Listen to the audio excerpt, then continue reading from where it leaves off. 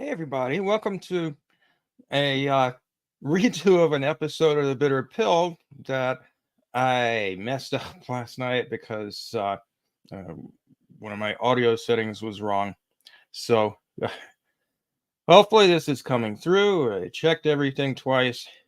But anyway, what I was talking about last night that I prevented people from hearing is the Israeli assassination of Hasan Nasrallah in the southern Beirut suburb of Daia, and U.S.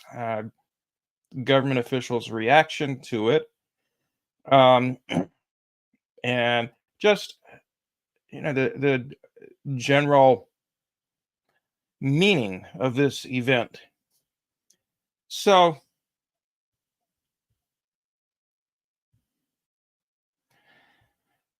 let me start by just summarizing what all happened.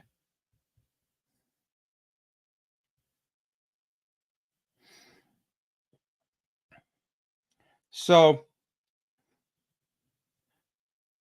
Friday, early evening Beirut time, Israel uh, engaged in a massive airstrike against a residential block in the Daia district of uh, Beirut, a southern suburb of Beirut. With it says several, but it was actually, I think I read 85 bunker buster bombs of varying tonnages, but very large bombs. And this airstrike basically just flattened 6 apartment buildings. And it did succeed in killing Hezbollah leader, the leader of Hezbollah, Hasan Nasrallah, who was in an underground bunker near or under the apartment buildings. So, seems extremely likely that hundreds of innocent bystanders were killed in this effort to assassinate one man.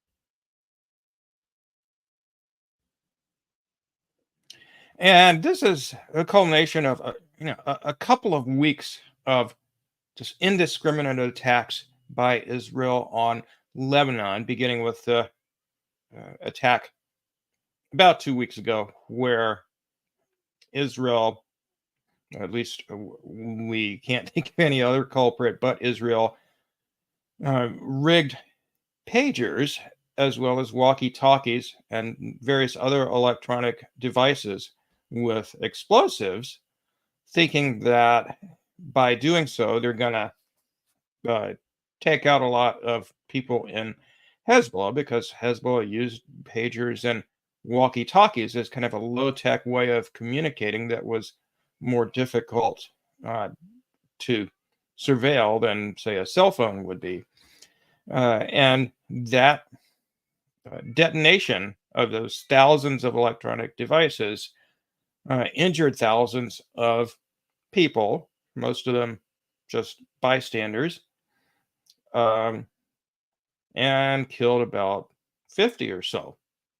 And this attack was celebrated in Israel and many media outlets and by many politicians in the West as being some sort of triumph of Israeli ingenuity or something like that. But it's just a terrorist attack. Um, Lots of people other than members of Hezbollah, which is also a political party, not just a militant group. Uh, Doctors and nurses, for example, used pagers widely in Lebanon, and so of course they were injured or in some cases killed as well. A number of children were killed. This was definitely not a targeted strike. But anyway, so over the course of the last couple of weeks, Israel has killed at least 1,250 Lebanese people, wounded more than 5,000. Well, why did they go after Hasan Nasrallah?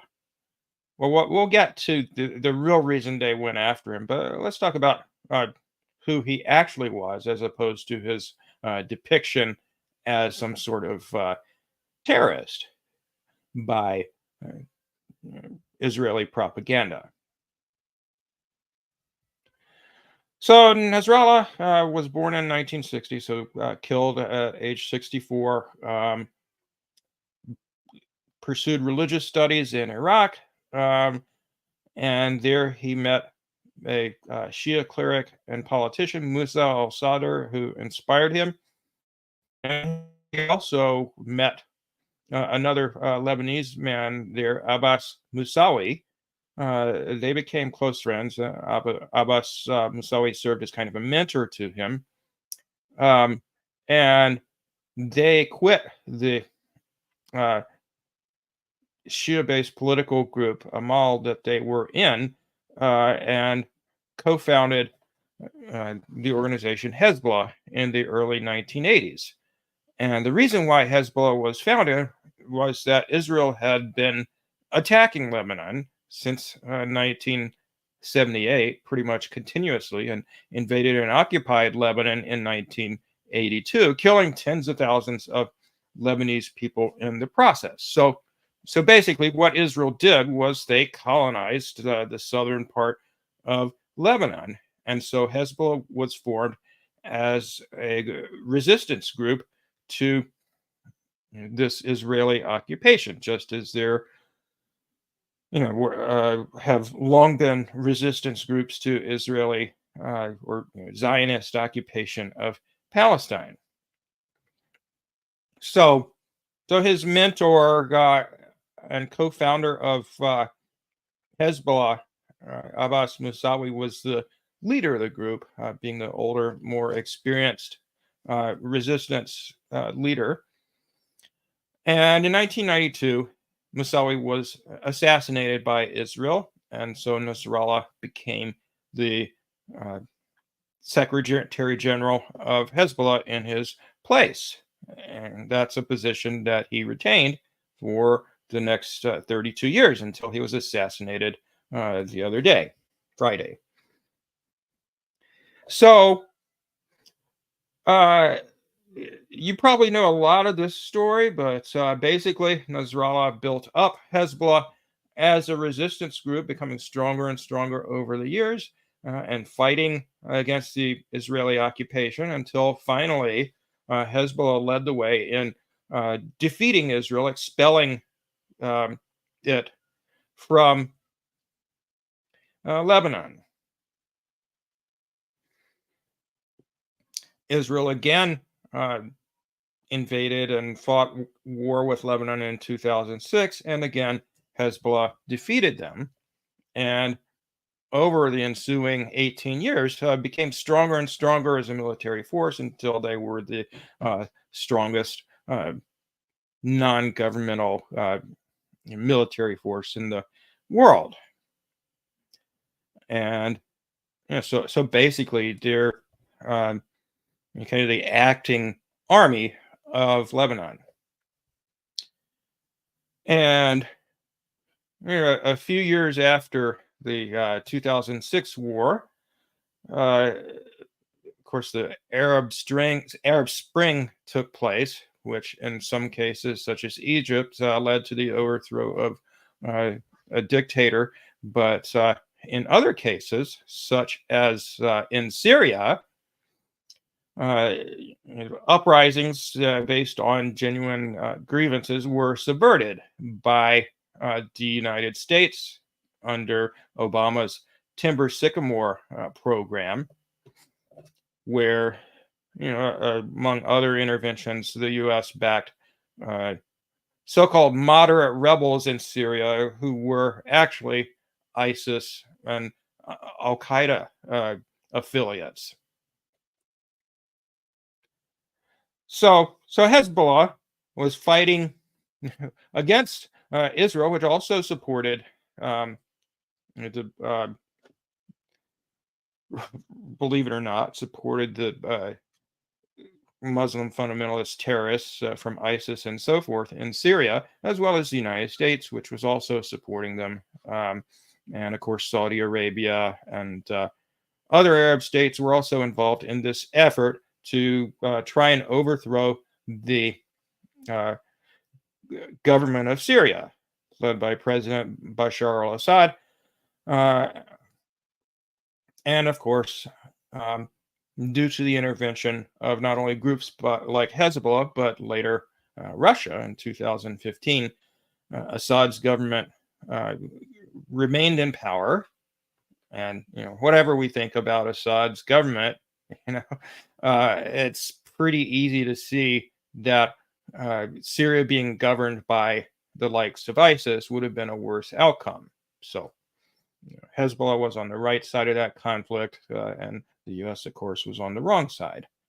Um,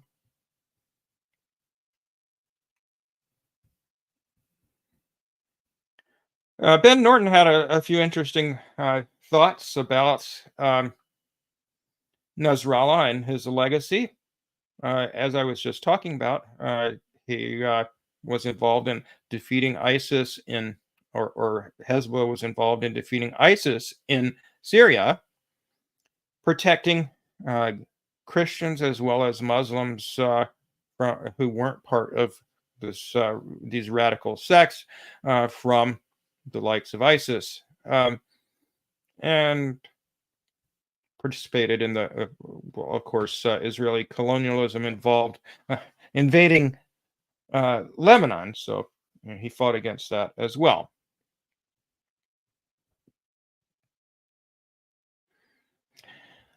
So, of course, the U.S. calls Hezbollah a terrorist group and Nasrallah a terrorist.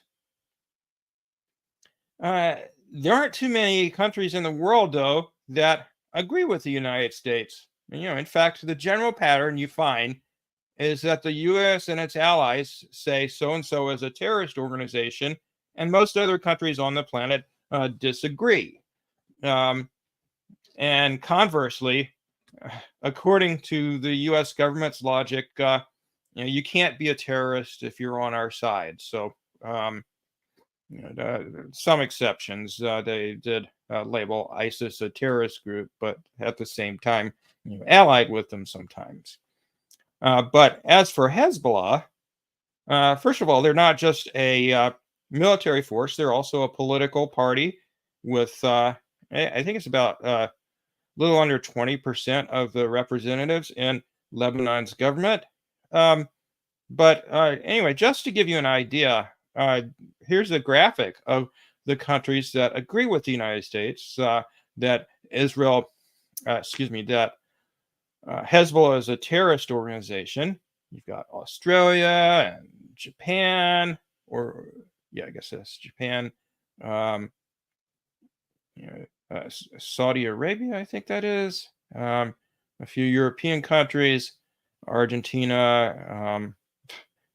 Sorry about my geography. I think that is.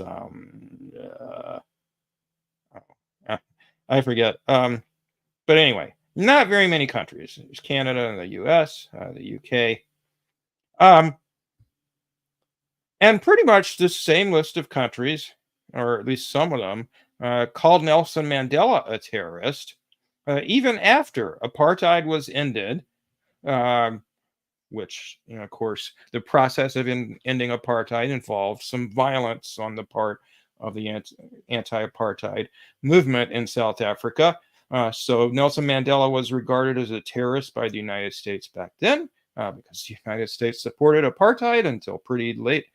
But the United States kept listing Nelson Mandela as a terrorist for most of the time he was president of South Africa.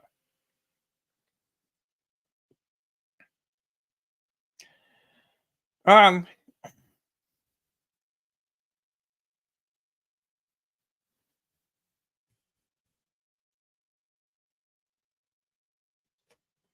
some other thoughts on who Hasan Nasrallah was.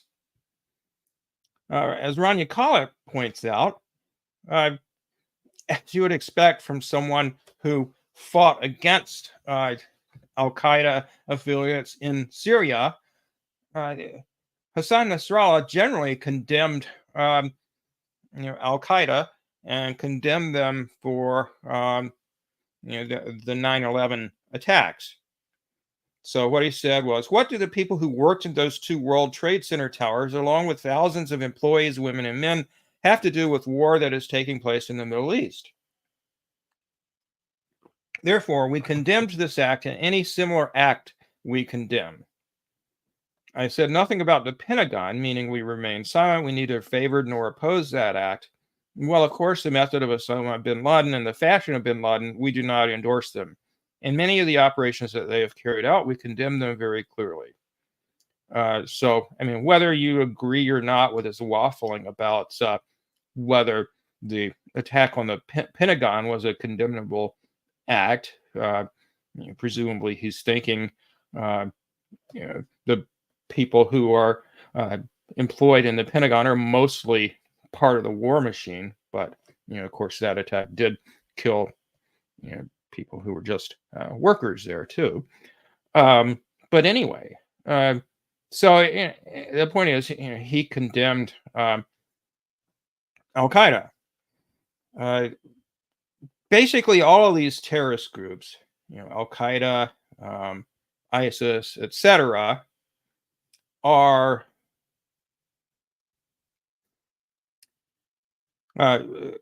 fundamentalist Sunni sects, as is the group that leads Saudi Arabia, the Wahhabi Sunni Muslims.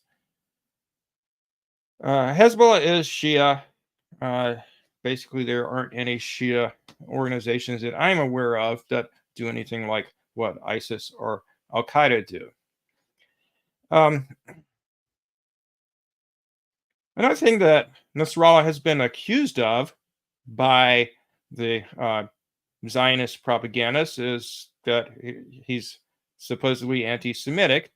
But even a relatively pro-Israel media outlet, Memri TV, quoted him as, basically condemning anti-Semitism and distinguishing between being Jewish and being Zionist. So let's have a look at what he had to say.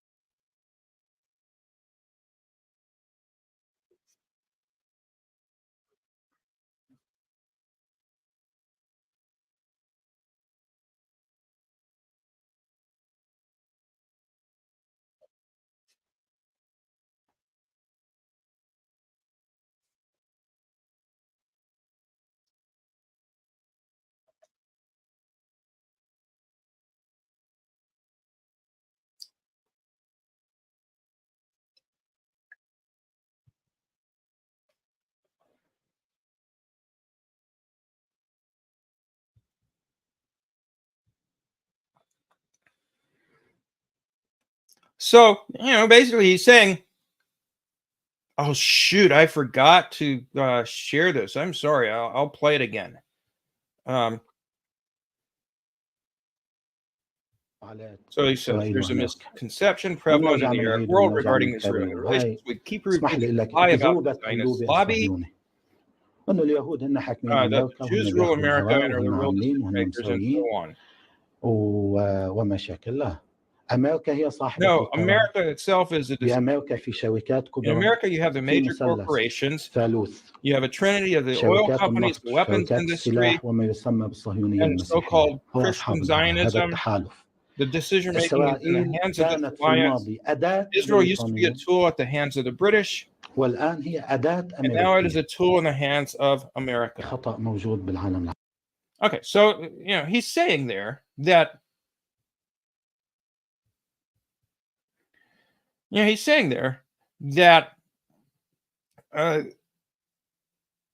Israeli project is not a project of Judaism, it's a project of not only this political ideology called Zionism, but in reality, it's a settler colonial project supported first by British imperialists and subsequently by American imperialists, or, of course, both supported Israel the whole time, but the United States became the principal supporter of Israel after the decline of the British Empire. And so it's those imperial interests that are driving what Israel does. And, to the extent that there is religion involved in U.S. support for Israel, most of it is support from Christians. So there's a distinction, of course, between Zionism and Judaism. Judaism is a religion which some Zionists practice and some opponents of Zionism practice. And likewise, there are both supporters and opponents of Israel who are not Jewish. Anyway.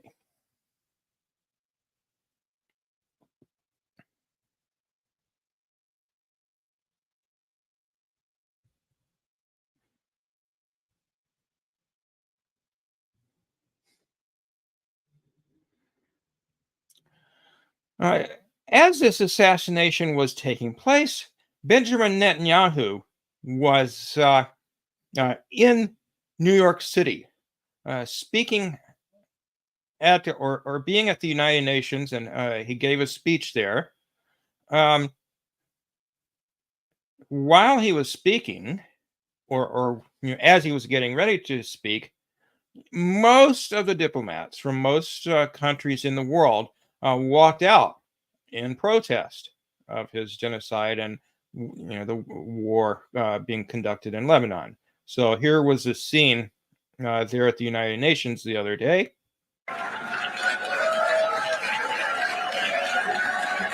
Tons of people already. Ladies and gentlemen, order.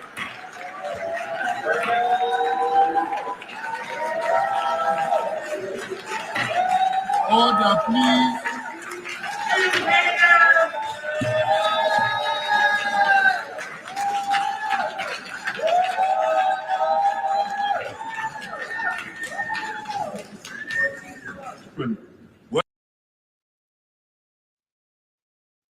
Poor guy, don't you feel sorry for poor little war criminal Benjamin Netanyahu speaking to an almost empty room? So anyway,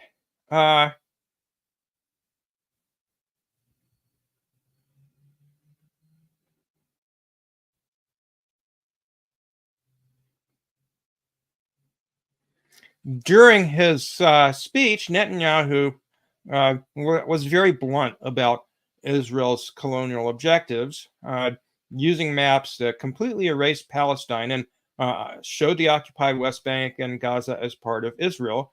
And of course, I'm not sure if he said this there at the UN, but he and other Israeli officials have said that colonizing Lebanon was, or the southern part of Lebanon, as well as maintaining their colonization of the Golan Heights in western Syria, was part of Israel's aims.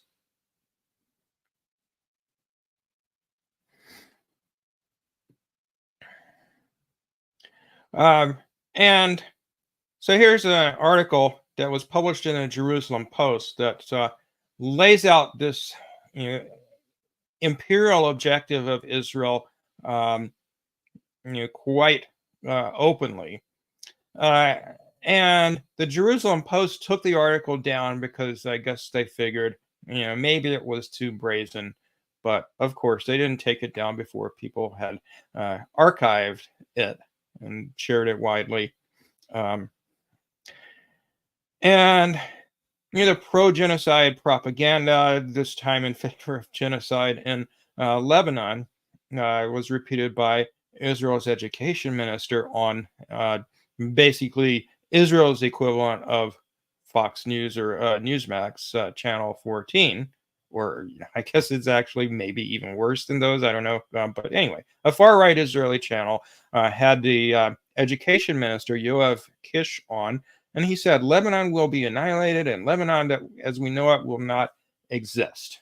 And so basically, he's just extending the countless times that Channel 14, either its commentators or its guests, have explicitly called for genocide against Palestinians. He's just extending that genocidal rhetoric to Lebanon.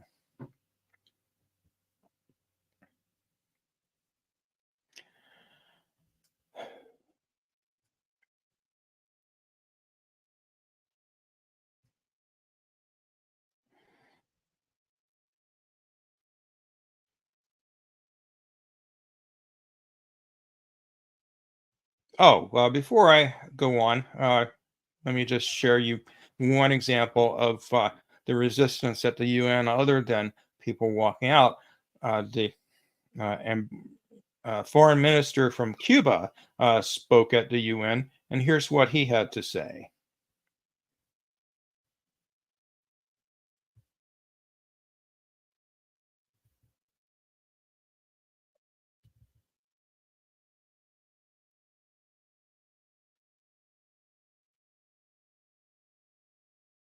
Rights as a nation, submitted to cruelty, aggression, collective punishment, and apartheid.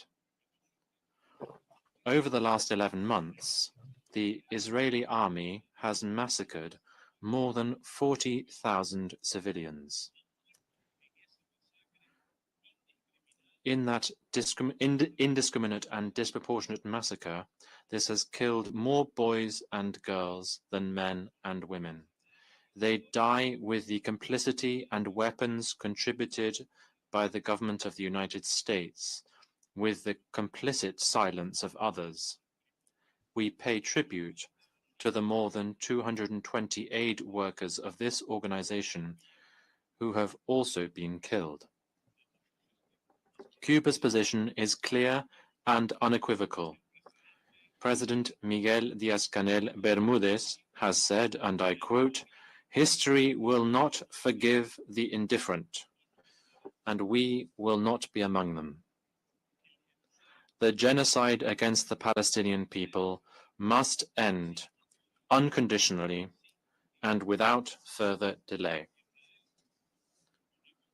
Israel, with the complicity of the United States, has brought the world to the brink of a major world conflict. The irresponsible aggression against Lebanon, Syria, Iran, and the people of the Middle East will have consequences that are hard to predict.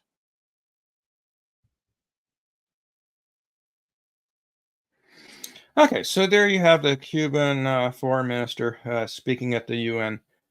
Well,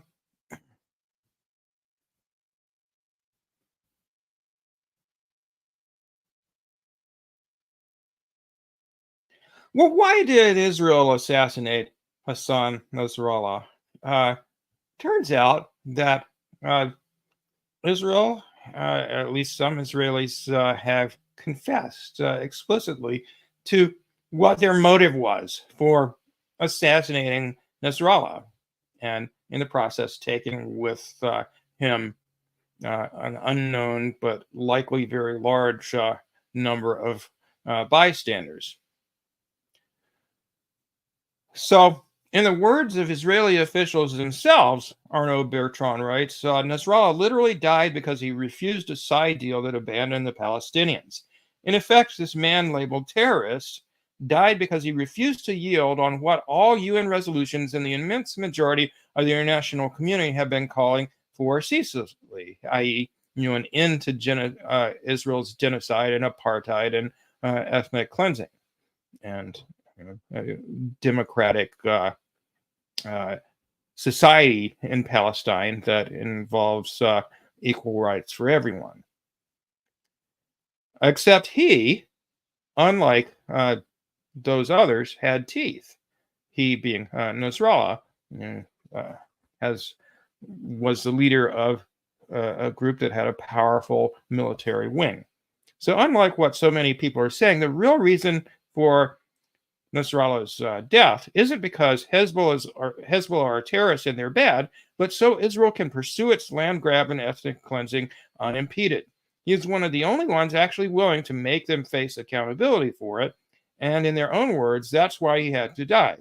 Their own words specifically being, in the words of one Israeli official, "We have decided to kill Nasrallah after concluding that he will not agree to any solution that isn't tied to ending the war in Gaza. So, he's interfering with our genocide, so we have to kill him." That's what they're saying.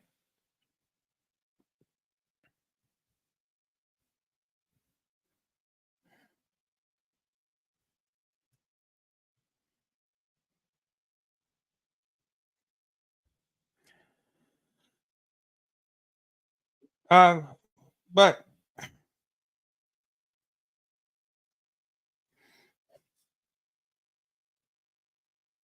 when you think about it,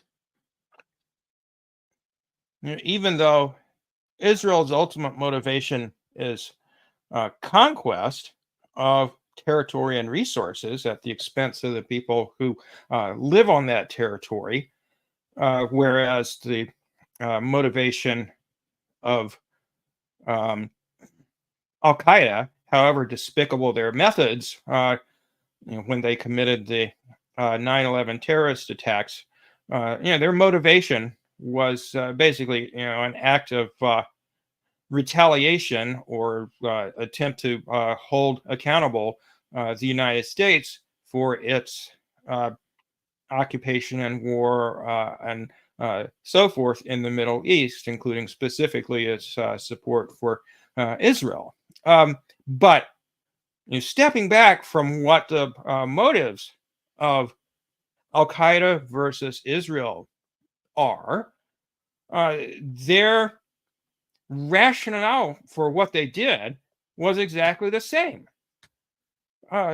Israel, on its part, is saying, well, we have to get Hasan Nasrallah because he's interfering with our quote unquote war objectives in Palestine, as well as our efforts to conquer part of Lebanon. He's in the way of our imperial objectives. So we have to kill him, and it doesn't matter to us how many other people have to die in the process. Similarly, for Al Qaeda, their motivation is they wanted to take out some powerful people residing in or working in the Pentagon and the Twin Towers who supported U.S. objectives in the Middle East. And so what? According to Al Qaeda, if we have to kill upwards of 2,000 people, was it like 2,800 that they killed, who have nothing to do with any of this? They're just bystanders. And likewise, Israel is saying, so what? If everybody who happens to be in those 6 apartment buildings when we bombed them had to die, we got our man. We killed Nasrallah. Now, if you were a morally consistent human being, you would say, well, look, those are both horrible rationales. In both cases, you're killing innocent people there's no excuse for killing innocent people. Let's just say that. But if you're Joe Biden or Kamala Harris, anything Nasrallah does or Hezbollah does is terrorism, even though if you've been following the military conflict between Hezbollah and Israel over the past year, that Hezbollah has been attacking as much as they possibly can, their attacks have been focused on military targets, such as Israeli Air Force bases used to launch strikes against Gaza and Lebanon, as well as Israeli air defense batteries that help shield Israel from being held accountable for its violence. Israel, on the other hand, of course, as anybody who's following this conflict knows, deliberately targets civilians time and time again. Or, as in the case of the attack that killed Nasrallah, they target somebody they deem a terrorist, but in the process, just like the 9/11 perpetrators, killing a huge number of people who had nothing to do with this so-called terrorist.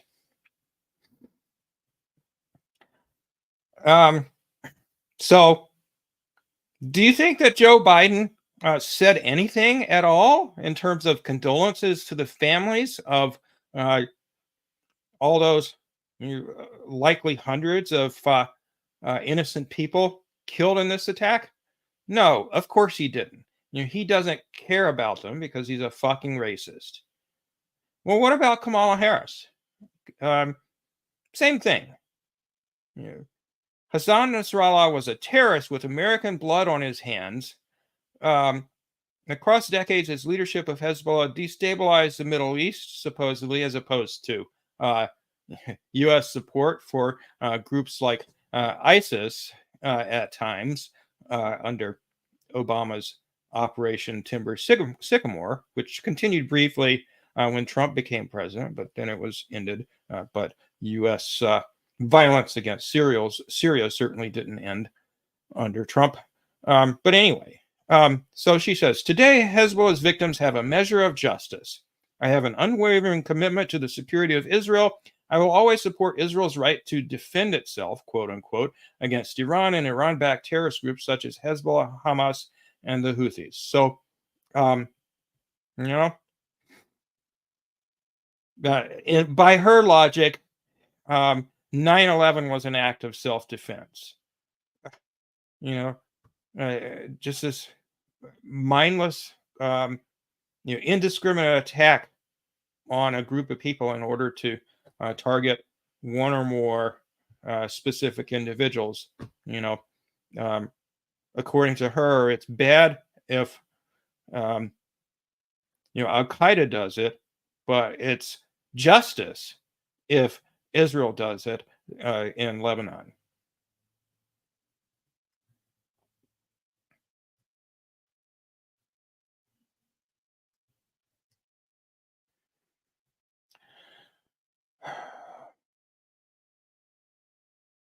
And, some people have argued, you agree or disagree with them, some people have argued that the Biden administration is in fact even more callous regards the suffering and death of innocent people with an even more cavalier attitude than George W. Bush during the Iraq or during his administration.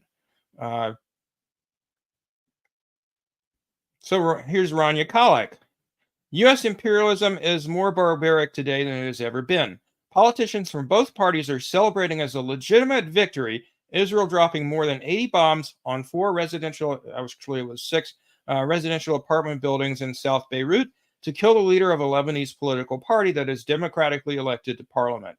They are defending the displacement of hundreds of thousands of Lebanese and the ongoing carpet bombing of Lebanese civilian homes and literally any atrocity Netanyahu feels emboldened to commit against us.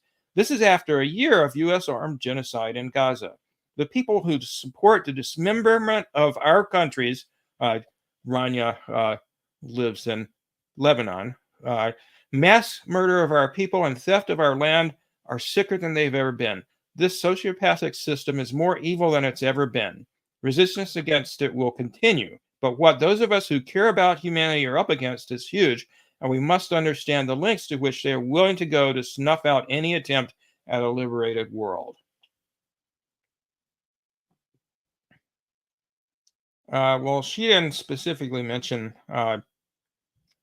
Bush, but the Abandon Harris campaign did mention Bush, saying both Joe Biden and Kamala Harris are further to the right than former President George W. Bush when it comes to indiscriminate bombings and civilian casualties. This is where we are now. So why they're saying this is that, despite all the atrocities that the U.S. committed in Iraq and Afghanistan, Bush at least, they point out, was willing to occasionally criticize Israel's actions. So, in this article, they point out President Bush denounced as heavy-handed an Israeli warplane's missile attack on a Gaza City apartment building, which killed the leader of Hamas, who was at the top of Israel's most wanted list, and at least 14 other Palestinians, including 9 children. The president views this as a heavy-handed action that is not consistent with dedication to peace in the Middle East, White House Press Secretary Ari Fleischer told reporters. Now, compare that to what Joe Biden or Kamala Harris said, where they have no condemnation of Israel for anything. The most that either Biden or Harris has said is, or their spokespeople have said, is something along the lines of too many innocent civilians are being killed in Gaza. Well, what the fuck does that mean? What is not too many? How many civilians not doing anything except living their lives, being ruthlessly murdered by Israel? How many is an acceptable number to you, Joe or Kamala? There doesn't seem to be any number that's too big for them, judging by their actions, where they just sent more weapons to Israel and do so on a pretty much daily basis.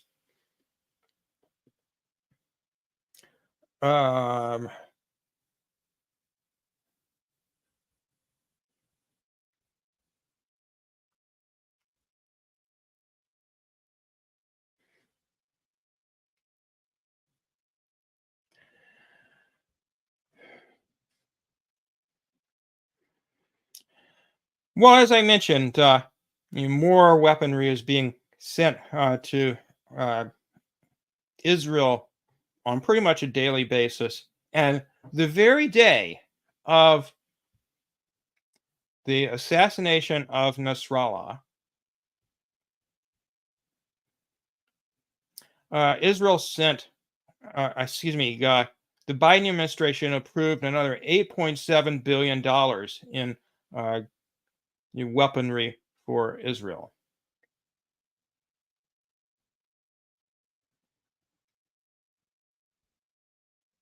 I thought I had it on here, but anyway, in the graphic you see there, a total of $18 billion has been sent to Israel in 2024 dollars over the past year or so, which is by far the most that has been sent to Israel in any year. And as you can see there, for the most part, it's averaged about $4 billion a year. Then it spikes up to 18 billion. 8.7 billion of it approved just the other day.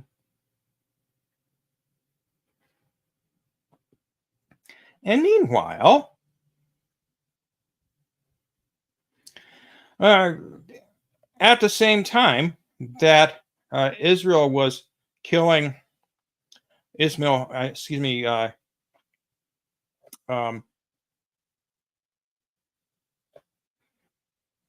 killing Hasan Nasrallah. Sorry, a little brain fart there. A natural disaster was hitting the United States. So at the same time, Israel slaughtering who knows how many people in Lebanon. Hurricane Helene came ashore in Florida and did tens of billions of dollars worth of damage in several southeastern states, including some of my old haunts in western North Carolina, where we often vacationed as a family from the North Carolina coast back when I lived there.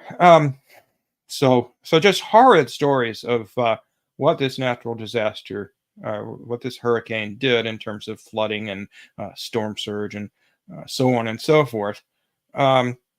Meanwhile, the Disaster Relief Agency in the United States, the Federal Emergency Management Agency, has a big budget shortfall,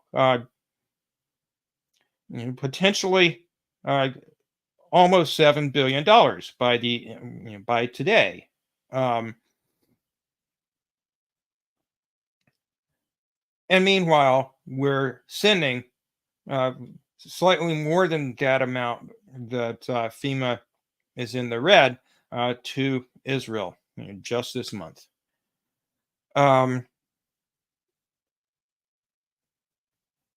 Now, granted, they'll engage in some deficit spending like they do for lots of other things to provide some aid to these people.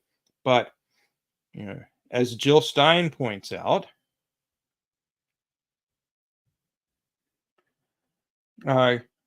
just a year ago, Maui suffered the worst fire in the United States in 100 years, which undoubtedly did tens of billions of dollars worth of damage. And to date, Hawaii has received only about $3 billion in federal aid, whereas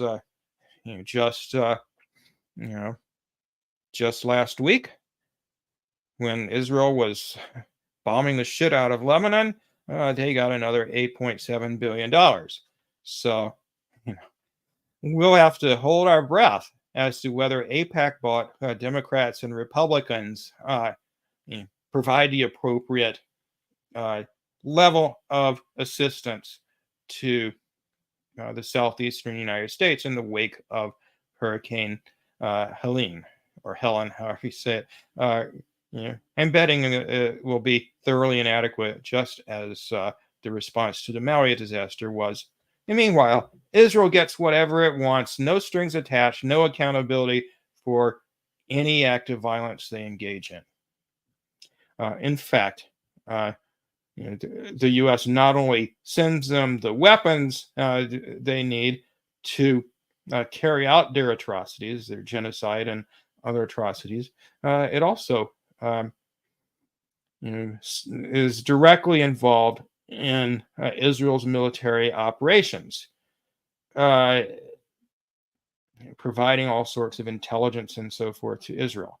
So it's not clear what their mission was, but there were AWACS surveillance planes off the coast of Lebanon at exactly the same time that Israel was assassinating Nasrallah and murdering all the other people that were in the neighborhood with 80 tons worth of bombs, bunker buster bombs.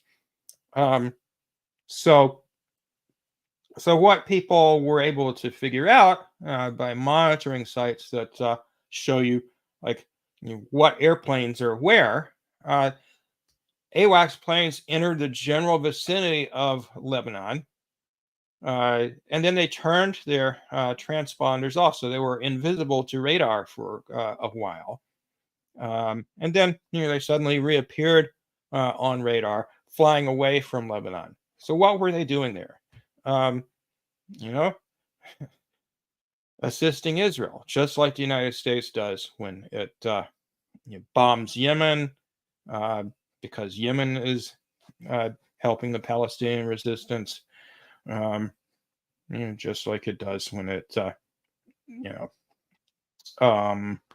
shoots down any efforts to hit Israeli military facilities. So Biden and Harris, the Biden and Harris administration, and the